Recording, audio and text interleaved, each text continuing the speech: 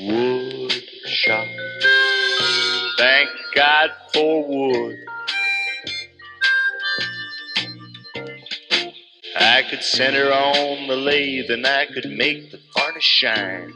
The teacher couldn't make as good a lamp face as mine. My parents came on Parents' Day. They saw my stuff and said, he ain't no Einstein, no, but he's good. Wood shop. Thank God for wood.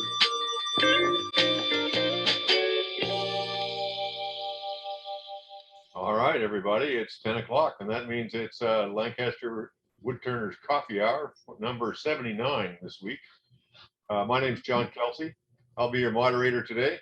Out of an abundance of COVID caution, I am wearing a mask here in the studio. There's two other people in the room. I see Judy Stone, our house epidemiologist, gives me a kiss for that. Thank you, Judy. And I'll also say, because we have a club meeting coming up next Tuesday here, and we do expect a dozen or so guys to attend. At least that's been the case in other recent hybrid meetings we've had here. I expect to have together a cube fan in the room that will be HEPA filter driven by a 20-inch fan sitting over in the corner someplace, pulling all the air in this space through it as a sort of a double up on the already existing good enough air conditioning system. And it's a very big room. So, and we will encourage social distancing and we will encourage mask wearing while we continue to figure out how to do this. Let me see, what else did I want to tell you today to wind up? Please turn your phones off or silence them. We have a protocol here that's beginning to work for us. If you're in the room and you want to talk, raise your hand. We'll see it. If you're on the Zoom and you want to talk, click the raise hand button. As you can see, Alan Miller has done up in the left-hand corner of the screen. That is on the reactions tab at the bottom of your screen, and that means your box pops to the top of my screen, and I know you're there, and I know you got your hand up, and I will get to you, even if I don't immediately hop to it. Let me see, I have a number of announcements before we go around the room and see who's got stuff. As I said, we do have a Lancaster Club meeting next Tuesday, and for that, our demonstrator of the day will be Keith Louderback, a senior member of our club, who's going to teach us how he does Christmas ornaments. It's a demo some of us have seen before, but we love Keith, and he's been a long-time supporter and member of the club, and he does beautiful ornaments, and he has a story to tell with them. So that's going to be the demo. We will also on Tuesday be having elections for new officers. The two open positions are treasurer, that's me, and vice president, which is Ben Kaufman, and we are both standing for re-election, and so far no one has come forth to challenge us, although I can assure you if someone did, we would step aside in a heartbeat. Let's see, we're in dues season. Of our 70 members, 49 have now paid their dues for 2022. I expect a bunch more to come in as people pay their December bills. And then in December, I'll be making personal emails to those who have not renewed to see whether they would like to renew and just haven't gotten around to it, or whether they just want to be off the list. Let me see, what else? Oh, one other thing I want to say, a couple more things have come up. I want to say about stuff like this. A few months ago, we had David Ellsworth on twice, and I posted those as separate videos to the AAW site. Now, normally our videos draw 40, 50, 60, sometimes 70 views, sometimes even 110 views. Somebody posted, I don't know who and I don't know where, but somebody posted links to our group interview with David Ellsworth someplace, and it got 3,500 views. Oh, wow. So somebody out there knows the power of social internet much and is better at it than I am, that's for sure, since I don't do anything except post the videos and see what happens. So there's a phenom. We haven't had anything like that before. And we also have a special event coming up on the 16th. Because of this club's coffee hour, because we've become known as a good audience who will give you actual feedback. In the past, we've had people in the AAW want to hone their demonstration or try out their demo, and we've been the test audience. And we had another request for that recently from Malcolm Zander, who lives in Ottawa and is an expert at piercing. I know you've seen his work, and it might be later in the meeting I'll be able to get it together to show you a picture of his work. But Zander basically turns hollow forms into fishnets of wood by piercing and carving. And he is developing a demo, and he would like to present it to us. So we're going to give him the coffee hour on the 16th of December. And in advance of that, I'll be sending out some handout material. It'll be a special 2-hour coffee hour. It'll be recorded, and the recording will be available to club members who can't attend.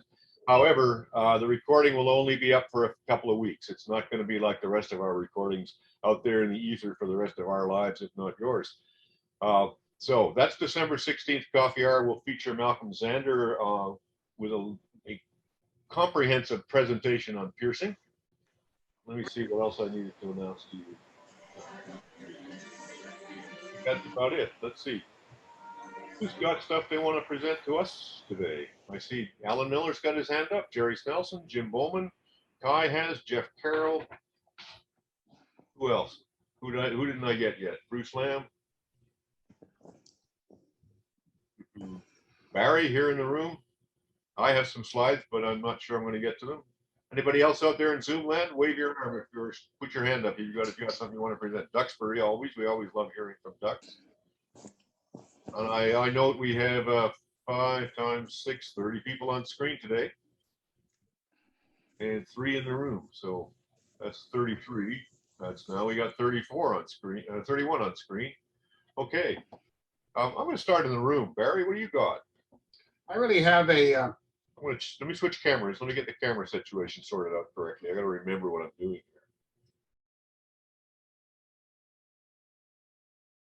Oh yeah, go sit up. Okay. Okay. I'm not here to show off this piece. It's just a chip and dip platter, basically. But a couple years ago, I came into some. I had never heard of the wood, and its species is Cumaru, Cumaru. Looking at the wood database, it's a South American wood. Its principal use is for making decks. And having turned it now and tried to finish it, I conclude that's probably the best use for it. My question for the group today is, has anybody ever encountered a wood that would not take a finish? Whether I've tried spraying lacquer, wiping lacquer, shellac, oil-based product, and they all seem to lay down nice for about 5 seconds, and then it starts to crawl. And all I found that will work to some degree is water-based, like regular old, latex, clear latex finish. Anybody got any ideas on finishing woods that want to repel the finish?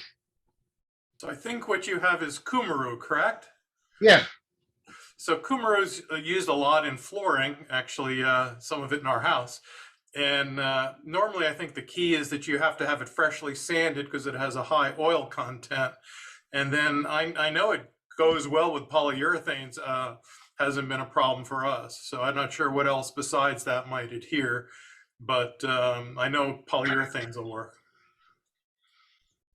Okay, one of the things I tried was a polyurethane oil mix that's sold by General Finishes, and it would lay, but the following day it was still tacky. I would try with scrubbing that thing with lacquer thinner first and then applying the varnish. That's exactly, John. That's what I've done with Cocobolo. It's a similar thing on pepper mills. If you want to finish them, you need to clear that oil off first, then finish them right away. But on a pepper mill, all I do is buff it. I don't put any finish at all on them. Yeah, that was my idea too. Use the lacquer thinner. Try it. Even alcohol might work. I did clean it with lacquer thinner. I didn't do any kind of soaking technique. I just stripped off the first attempted finish, which is beyond orange peel. It's just, it crawls all over the place. And I tried lacquer thinner to wash it down to bare wood. I might not have gotten through to the bare wood. I don't know.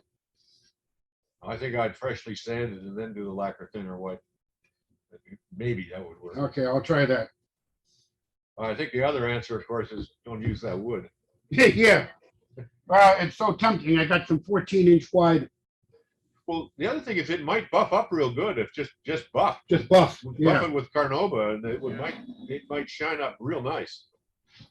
But in any event, I have to sand it down, then buff it. Yeah. Yeah.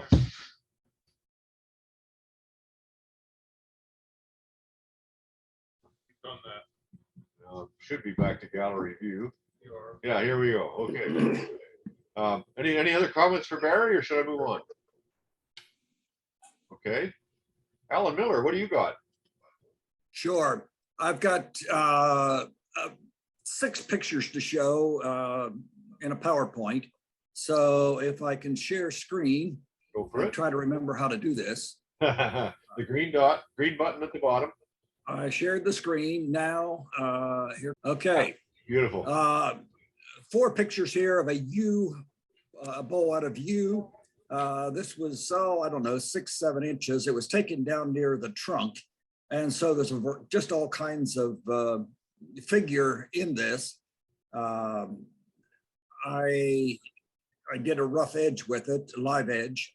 It's about 1/2 inch thick around. And some of that I was concerned about not wanting to lose. And I don't quite, I'm seeing a yellow box in there. Are you seeing that? Oh, we're seeing your bowl, 2/3 of the bowl. Okay, for some reason, this is, okay.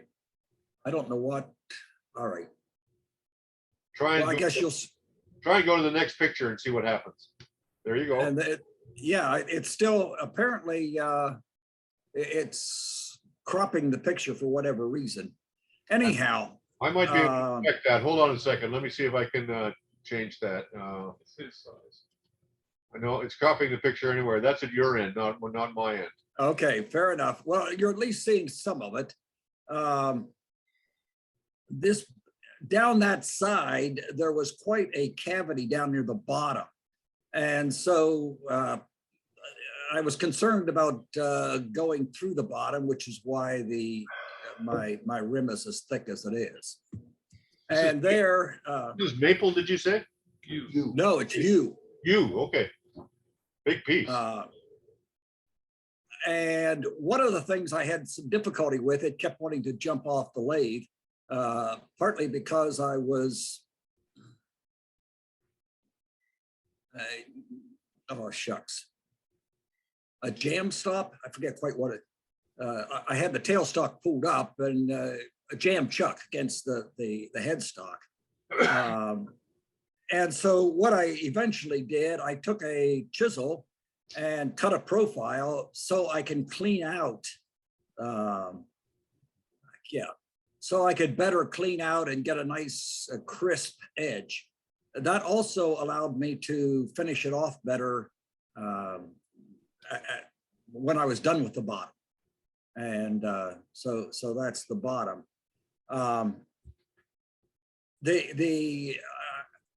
So anyhow, that's the piece. And 3 questions. One, and maybe we'll get this covered. Oh, I'm sorry, is it Tuesday night we're getting the Christmas tree ornament? Yeah. Okay. But trying to do an ornament with a top and a finial and the ball in the middle, I'm having difficulty with the balls. And I'm thinking, 1 inch to 2 inch for the ball. So I was trying to stick a hole through that and then hollow it, but that's just not working well for me. This was the tool I made to try and hollow the ball, but things are going way off center and out of balance. And yeah, I'll give you a method for hollowing the ball that is a whole lot easier. Okay. Arc right in the middle of the ball, hollow it as 2 hemispheres, glue them back together, and then use your nichrome wire to burn a detail where the glue line was, and you'll have a ball with beautiful black stripes around the middle, or color them with a marker, and no one will ever know. Okay. That's a helpful. I'll have to give that a try. 2 additional questions. I'm sorry. I actually hollowed this ball out on one end and then cut through the whole length of the ball after I colored it out. Okay, So you know, Okay. you know, you get down to a certain point and then just, yeah. okay, thank you. Two additional questions. I have an opportunity to get some mulberry. Has anyone turned mulberry and is it worth turning? Absolutely. Beautiful stuff. Turns beautiful. Okay. It also and- it changes color quickly too, so it doesn't stay at the same color unless you lacquer it or do whatever. Even then it won't. It goes brown. It starts yellow, goes brown. I have noticed that before. A number of years back, I cut some cookies that I used in a flower bed, and yeah, it starts bright yellow, and then it goes to that. It's a nice shade of brown. Yeah. I think. Yeah. Beautiful stuff. Okay. Old St. well, George does the same thing. it's a fairly large tree on the church grounds, and if anybody else would like some mulberry, I'm sure they would be happy to part with it. So just let me know, and I can make arrangements. I made a hat out of it. It came out kind of strange looking, bright yellow, but now it's gone a real deep leather brown and it's gorgeous. I love it. Okay.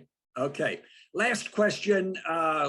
Our challenge for December is making the wig stands or hat stands. I plan to make one, but given the rise of the COVID, I'm not going to be coming down to New Holland.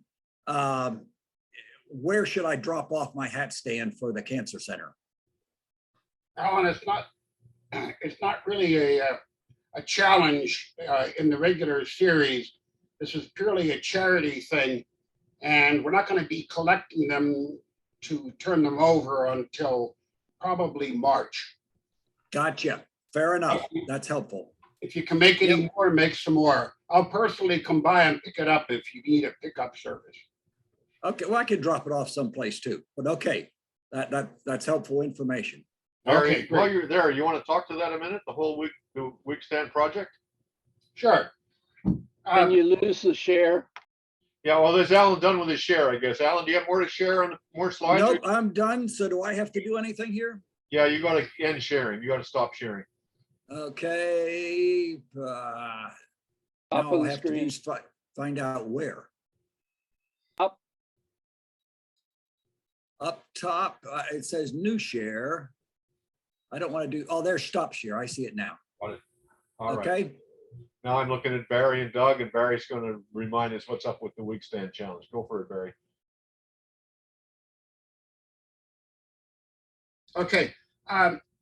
We have talked to the Barshinger Cancer Center, which is part of Lancaster General Health here in Lancaster County.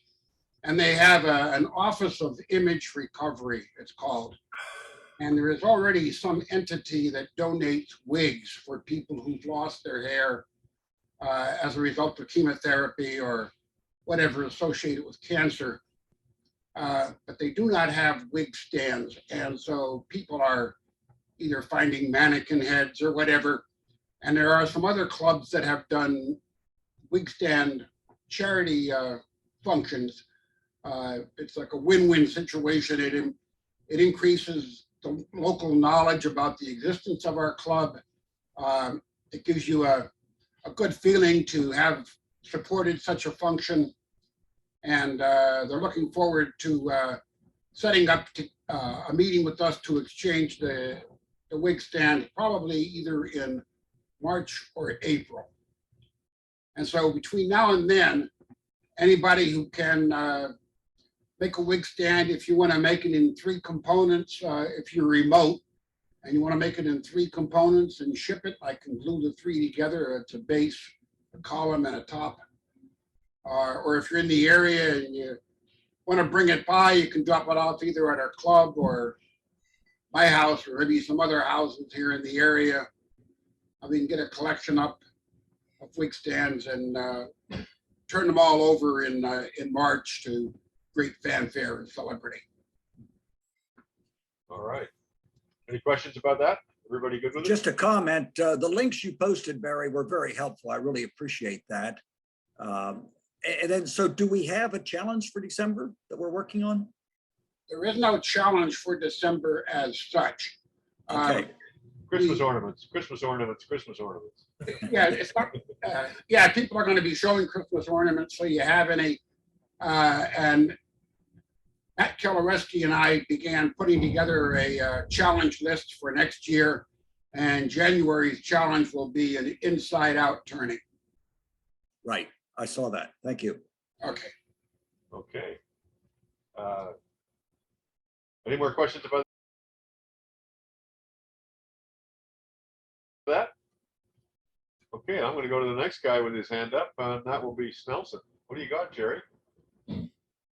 Hi, can you hear me? Sure can. Yes. Okay, at the last coffee hour mentioned puppetry, and you said put together a little slideshow. And I have a couple of pictures I'd like to show real quickly, if that's okay.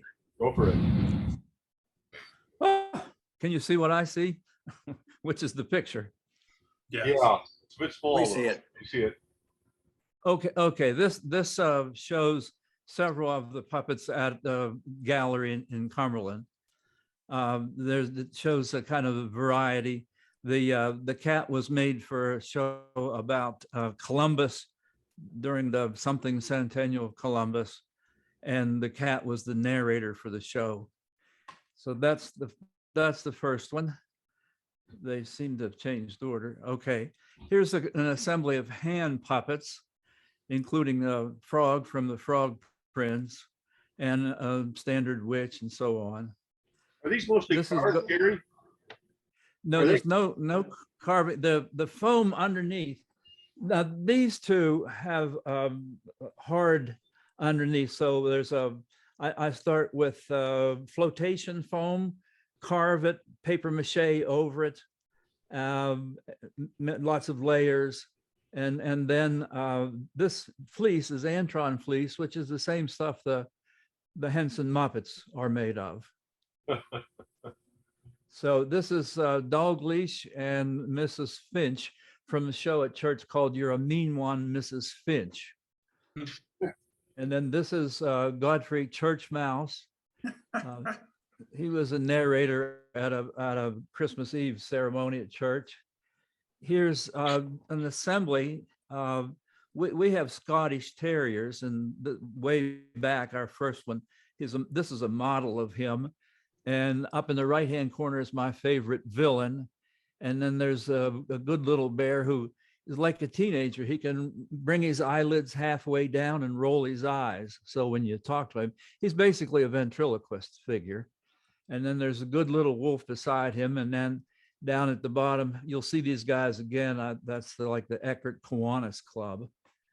And let's see, here's some more hand puppets. These, I really like these, but they're a lot of work for my wife who does the sewing, and I have to hold a gun to her head at the time, and we don't have a gun, so it's tough.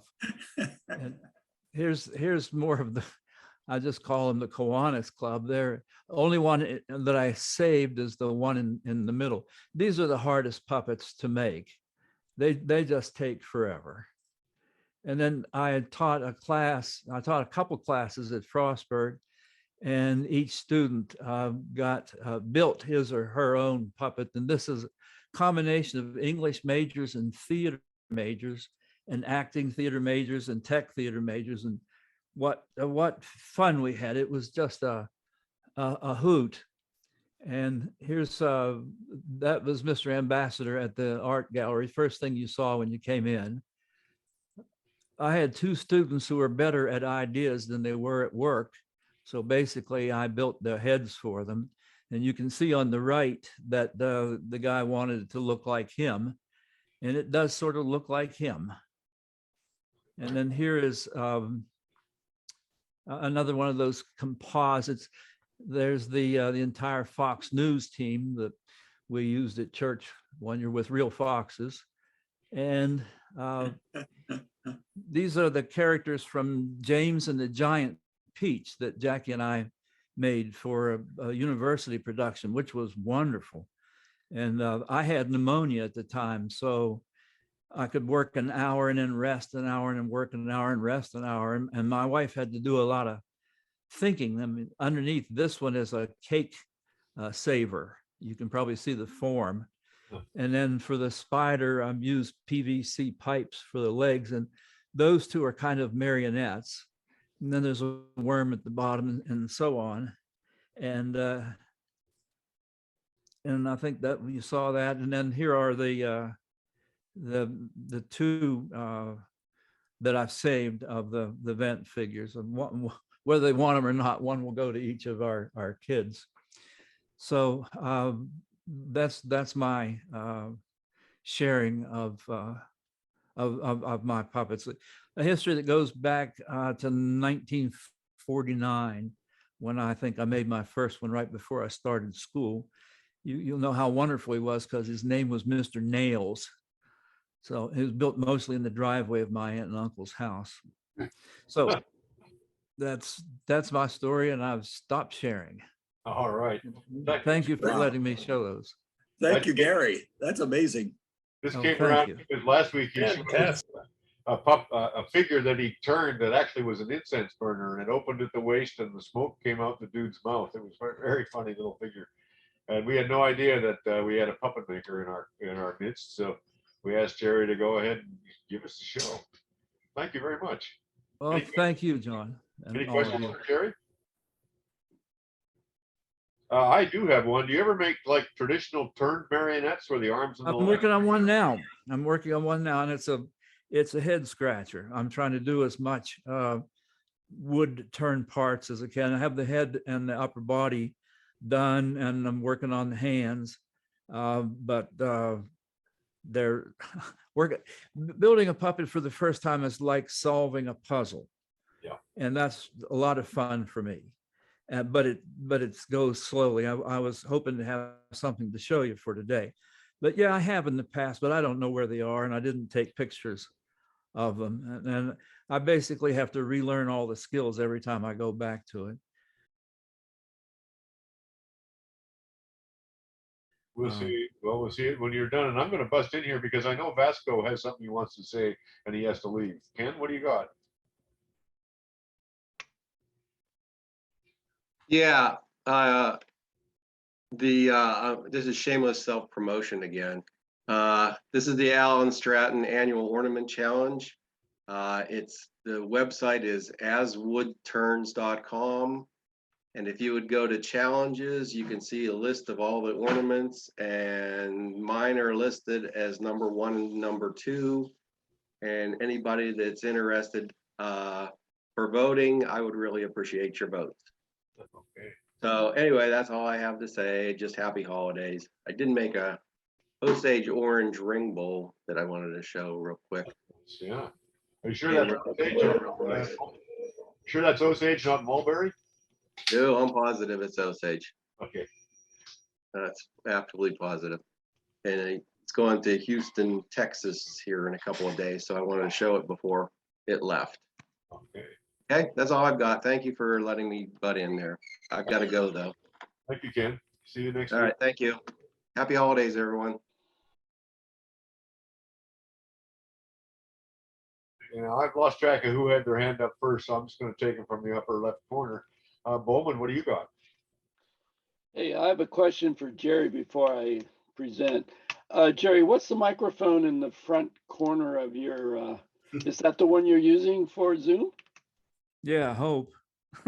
It sounds lovely, and I saw it and I said, "Ooh, that's a studio microphone." So No, it's a very inexpensive microphone. It's Just okay.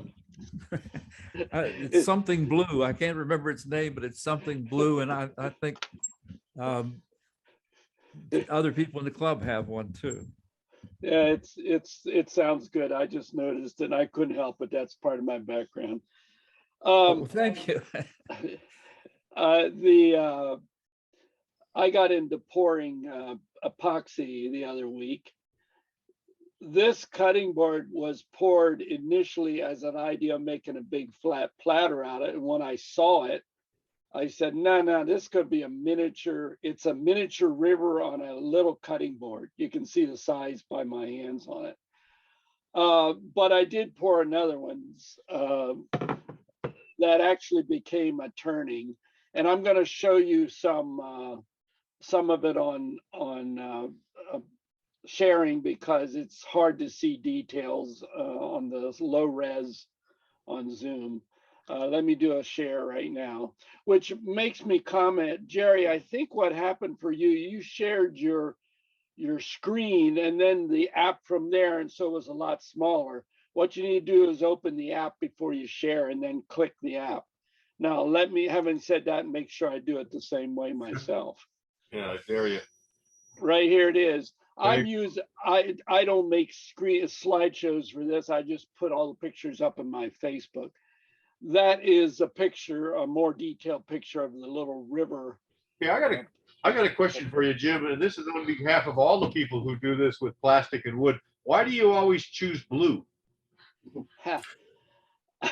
That's a very good question, because a lot of times it tends to be a nice contrast to wood, which tends to go, in this case, it was spalted maple, and I have half and half tung oil on it. It tends to go toward yellow, so it looks good. I don't know, it just looks good. And I have, on the other bowl I showed last week, or the week before, I used copper. I'm starting to like copper color, but I got a whole box full of colors, and somehow I come back to this. Because Yeah, you live good question. Because you live beside the bay there, Jim. You know, you see the Well, yeah, maybe it's I see the river all the time, except it rarely looks blue like that. So, so here's the other piece I poured at the same time. I've been saving these two pieces of maple, saying one of these days I'm going to pour epoxy, and so I mixed up a batch and poured it. And this one is turning out like it was intended.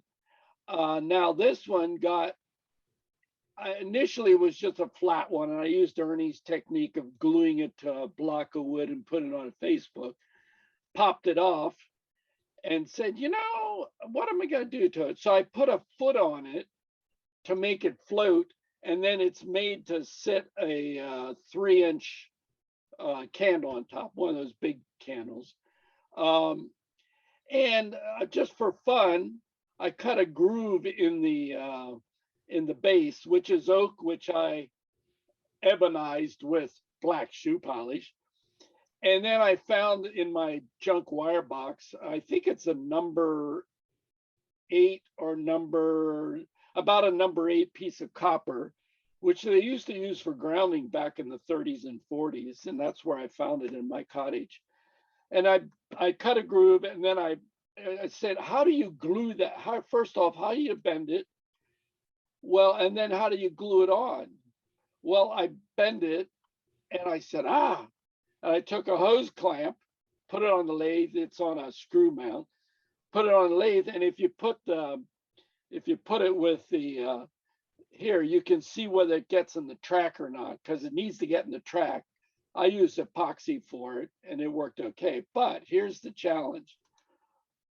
The first time I did it, I had it too long, and it wanted to buckle out of the track. So I took it off again, and I ground it, and I got a little too aggressive.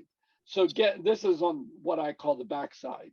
So the challenge is to try to get it so that it's a nice solid copper piece.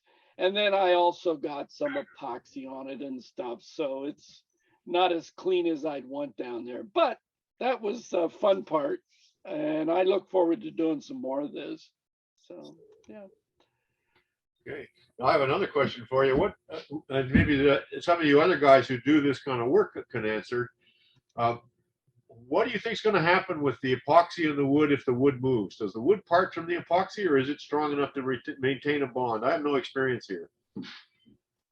I have poured my first piece back in 2018.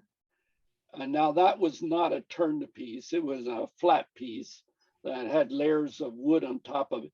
It has not moved. I think it bonds pretty carefully.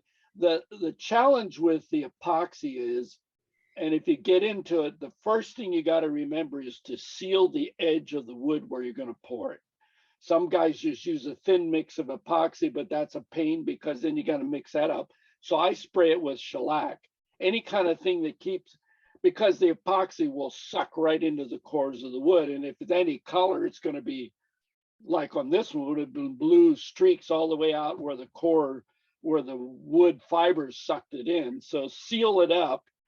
I don't know. It's interesting. I've had these now for a month and they're hanging pretty tight, but yeah, what's 10 years? I don't know. Yeah.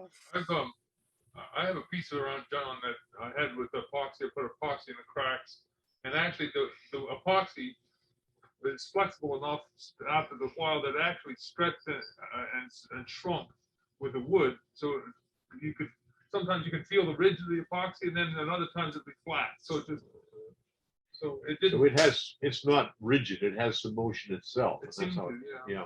Yeah, John. The other challenge with it, a lot of guys don't like to use it for cutting boards because it will end up taking a knife cut. So if you put it on a cutting board, you want to coat it with a couple good hard coats of poly or something. But generally, it is a little fluid. Yeah, it's not rigid in that sense. So Doug's experience is, yeah, it's kind of interesting. I just like the contrast, and I like filling voids. You know, I like junk piece of wood that you can pour stuff into. Oh, and the other thing I learned too, get yourself a little cheap set of picks and pick all the old dry bark and all that kind of stuff out that you don't want part of it so that it adheres well. So, right. Yeah. Well, okay. Any other questions for Bowman, or I'm going to move on to Lamb?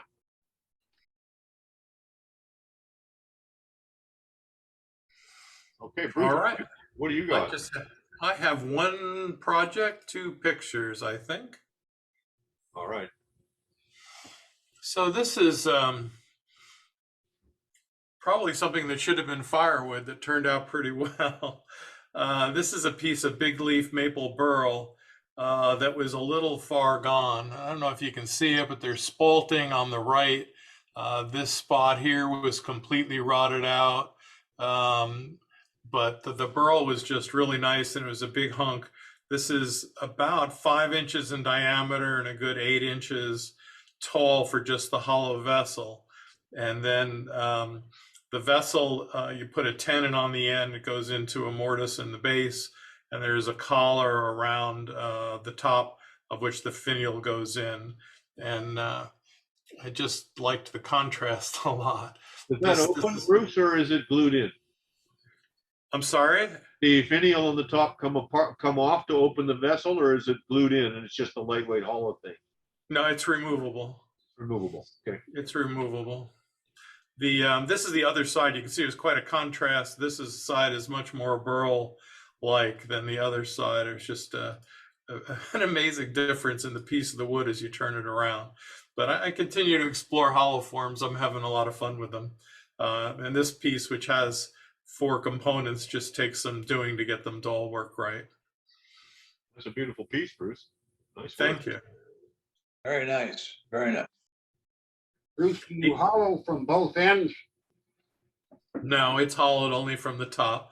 And then there's a solid tenon I leave on the bottom, which is quite small actually, that goes into the base.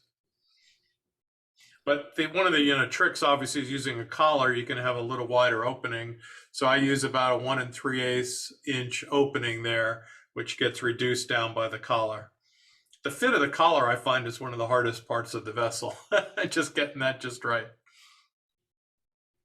Question. And the intent here is that the ball in the middle here kind of mirrors the vessel, which is something I learned from a Cindy Drozda session. But I don't think I got that shape quite right, but I'll work on that one. Yeah, nice try though. Okay. When you use the word collar at the top where the finial is the collar a part of one of the black pieces on top, or are you just talking about the hole in the top where you go in to make the hollow form? No, the first black piece, if you hang on 2 seconds, I can grab the vessel.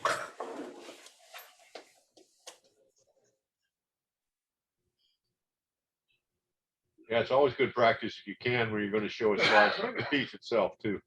And then if you see your flowing sides, you can always hold it. Oh, bigger than I thought. Yeah, it's a big piece.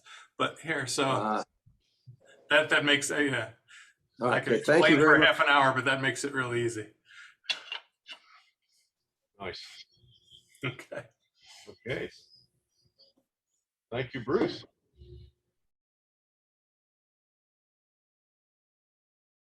Jeff Carroll, what do you got? I'm going to save Duxbury for last. Sounds good.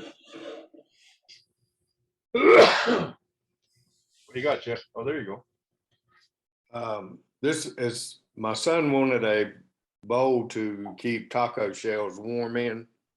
Ah, nice. Nice. So it's not very deep. It's got a very thick, heavy bottom, yeah? It's not, I haven't finished the bottom, but I mean, it's not real thick, but. I see, yeah. What kind of finish did you put on that? The general bowl finish. Is it maple? Looks It like is. Yeah. Yeah. That's a nice piece. Thank you. Questions for Jeff? Beautiful. Okay.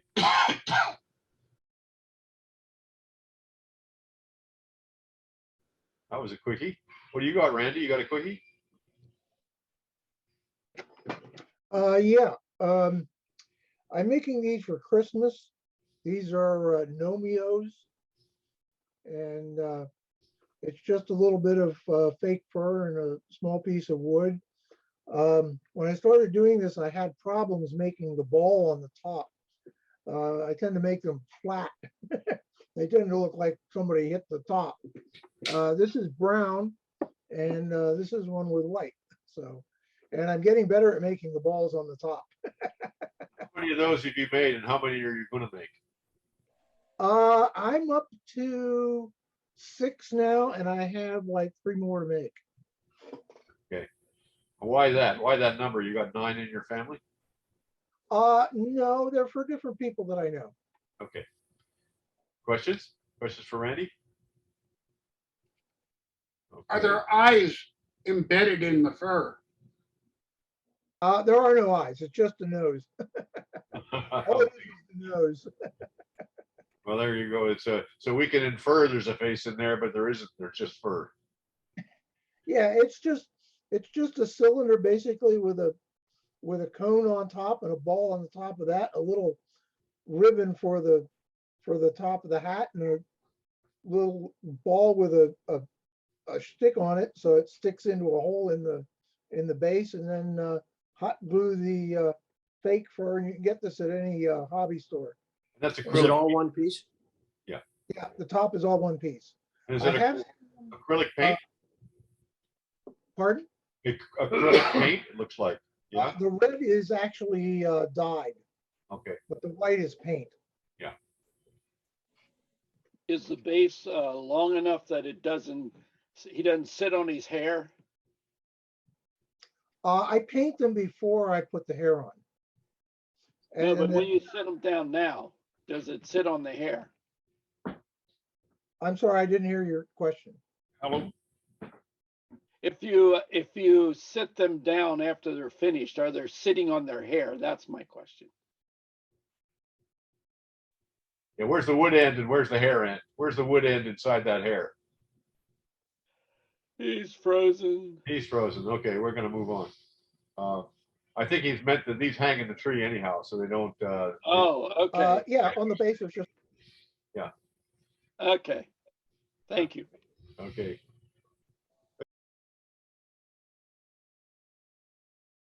It's Kai's turn. We haven't heard from Kai in a couple of weeks. Yeah, so I'll try to share.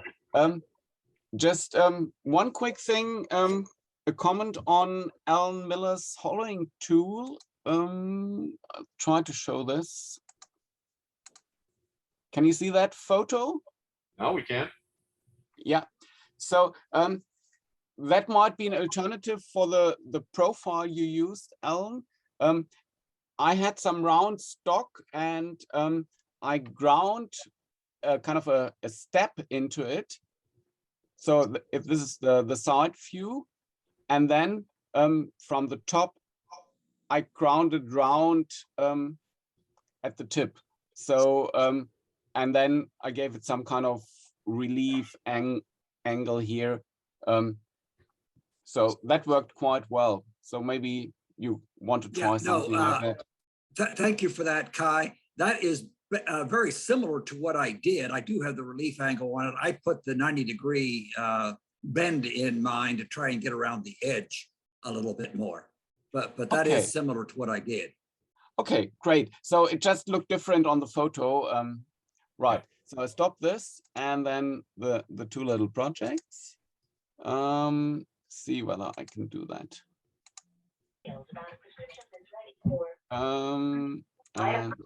Can you see that now? Yeah. The shared PowerPoint. So two little project using magnets, because 2 weeks ago we talked about magnets and what you can use them for. That is the first project, something you can do with all your wooden spheres you turn. Yeah. So just a wooden sphere and some right. So it's a photo display, metal wire that's magnetic, and I use these little super magnets to fix the photos to it, and to keep it straight I use my wooden spheres, so give it some weight at the bottom. So that's a nice little present one can make for Christmas, for example. That's a nice trick. Yeah, actually it's not my idea. I saw it with a metal weight in a display somewhere in a shop, but I thought you can make it from wood as well, and that's nice. I drilled a hole through here, and then I glued in the metal wire, or the flexible metal wire, and then plugged it down here so that you don't see the hole anymore. Okay, and what do you think this is? Any ideas? Not a clue. Not a clue? Show you another picture. Okay. This is a coin that is magnetic. Actually, it looks like copper in Germany. It's a 2-cent coin, but it has got metal inside, or iron inside, and then just copper on the outside, because that's cheaper to make it then, or the material is cheaper if it's not copper all the way through, and maybe it's harder as well.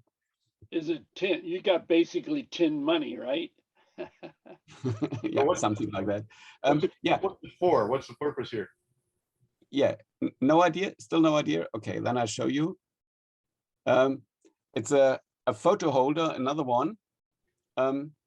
So looking from the side, that's the longer piece, and it's like a cone, so it gives the photo a little bit of an angle, and then the coin is hidden in here to hold the photo to the cone.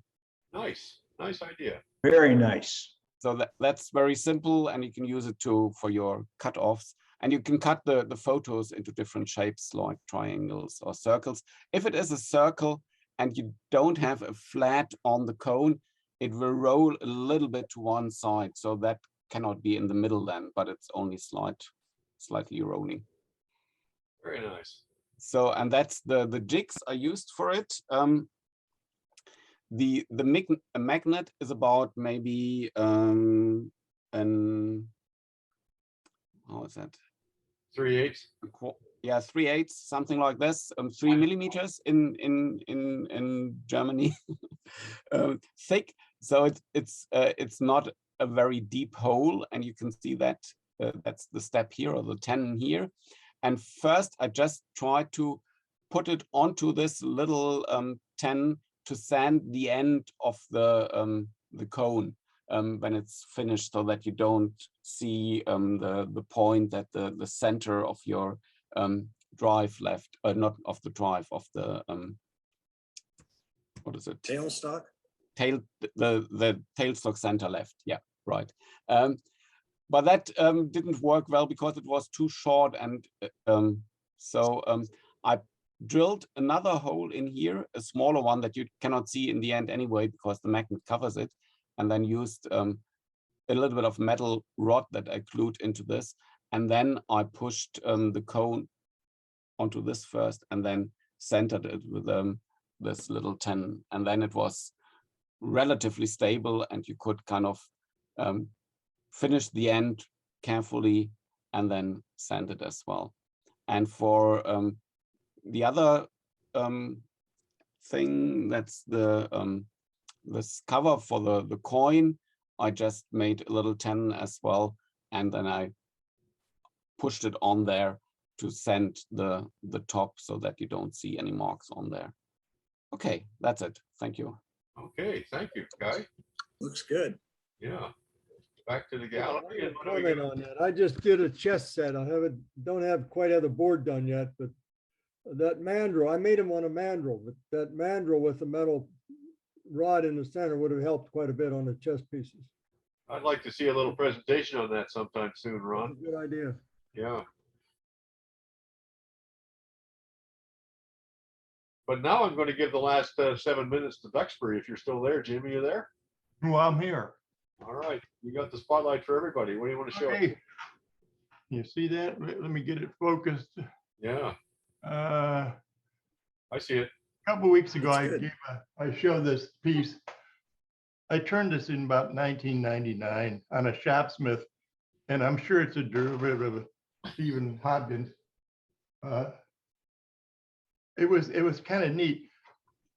I liked the idea because it was made in two pieces, and you cut it in half and flip it over, and I put feet on mine, which is kind of clunky, but that's how the first part started. I thought, why would you glue things together? It'd be so much neater if you could just hinge it. So this is the first one that was hinged, and this will stand up like this. And that's kind of fun, but it's kind of clunky with these feet hanging out. And then when you think about it, the more you think about it, the hinges are kind of crude. You don't want big brass hinges sitting on the top of this.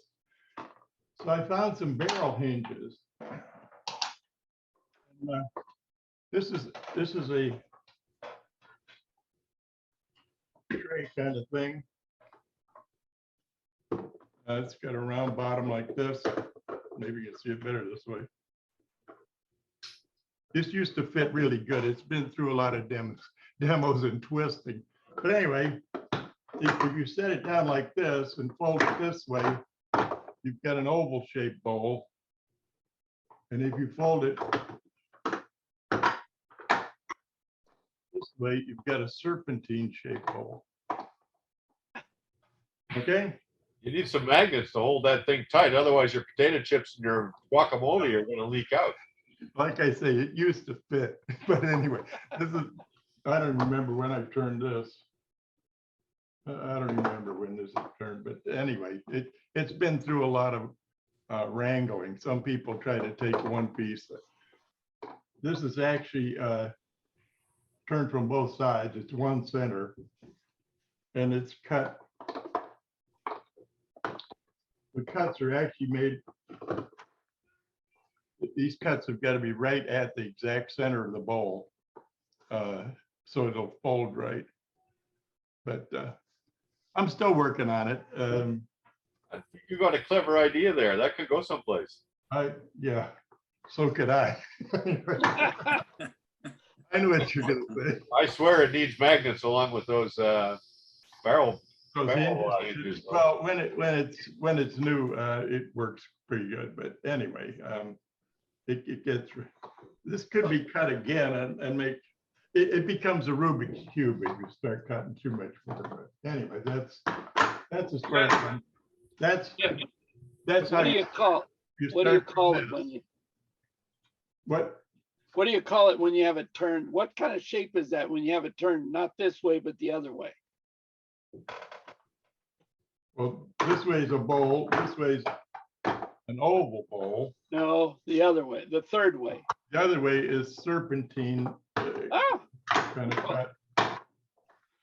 That's the really cool way. It's this way. Yeah. So Was that serpentine cut done with a bandsaw vertically? Yes. That's actually in the square. All my work is drawn. Yeah. And sometimes it turns out like the drawing, but I found out if you get it done and it doesn't, you can always redraw the drawing to make it look like what you did. Then you're a genius. See? But anyway. I usually draw things before I make them, then I make them and they don't come out like the drawing, and then I draw them after I make them again so I can measure them.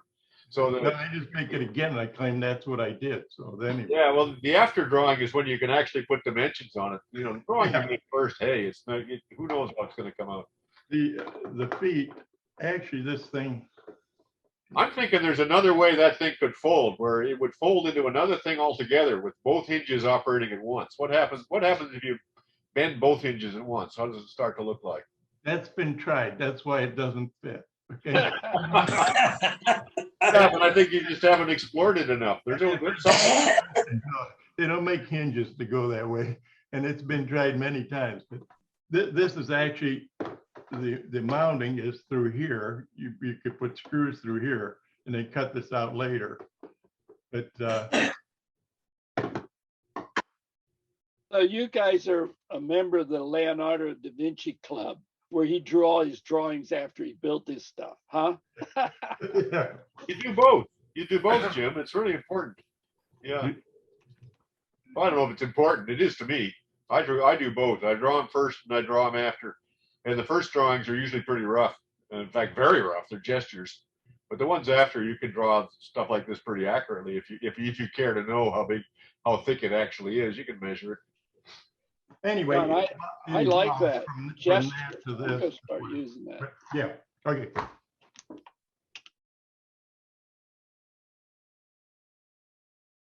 Okay, it looks like we're cruising right up on 11 o'clock. So has anybody got any last words here?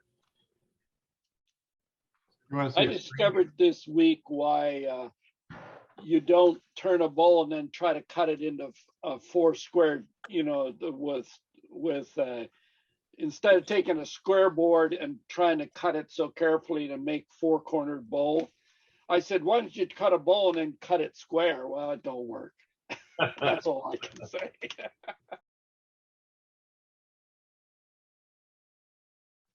And I have one question about the wig stands, if Barry is still there. Yeah, he's here. Is there any kind of weight limitation? It seems like I'm making one out right now of just one piece, and I'm going to try to lighten it up a little bit, but is it important that it be light or heavier? I would think would be better, wouldn't it? Yeah, I would say if you can avoid having it be top heavy, because you can picture in use lifting the wig off the stand with any kind of side force. If it has a lightweight bottom and a heavyweight top, you're going to go off the center of gravity pretty quickly and have the whole thing fall over. So if I'm going to try to lighten this Overall up, weight go with is not an the issue. top. I'm sorry, what was that last part? Overall weight is not an issue. If you could make the base so it was either bigger in diameter or a denser wood or something, so that it definitely kind of wants to self-right. If pushed an inch off on an angle, it will want to settle back down and not continue to fall over. Did the folks at the Institute have any suggestions on finish also? I brought that up last time. On finish? Yes. I would say polyurethane is perfect.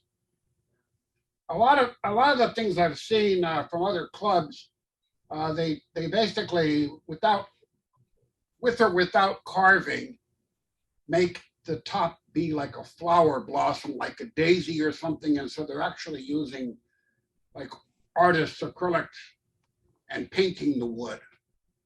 Because the article I read, I think a they potpourri. mentioned I had to be careful because of what they might do with the wig. After it's made, you have to be careful about the finish. I just didn't know if they had made any suggestions about, maybe some experience they had with that.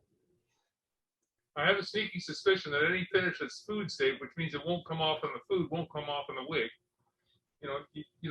just making sure, like John said, polyurethane or some solid urethane or solid finish as opposed to an oil finish would be better. Once those finishes like polyurethane cure, they're inert. Yes, exactly.